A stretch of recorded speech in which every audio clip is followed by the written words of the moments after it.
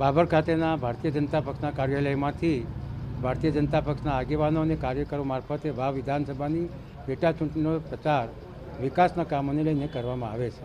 અને વિકાસની રાજનીતિ નરેન્દ્રભાઈ મોદીએ ભાજપના તમામ કાર્યકરોને શીખવાડી છે અને પોતપોતાના વિસ્તારમાં વિકાસનું કામ કરીને જ મત માગવા જવું એવી રણનીતિ હંમેશા રાખી છે.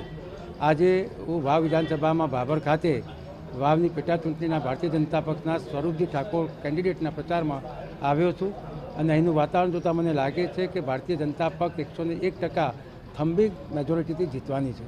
અહીંયા કમર ખીલવાનું છે. આજે હું ને સાંસદ મયંકભાઈ નાયક અને બીજા ભારતીય જનતા પક્ષના આગેવાનો જ્યારે પાર્ટીની ઓફિસ બેઠા હતા ત્યારે કોંગ્રેસ પક્ષના ઉમેદવાર ગુલાબસિંહ અને સાંસદ જ્ઞાનીબેન ઠાકોર અહીંયા દુકાને મતની માગણી કરવા માટે નીકળેલા હતા.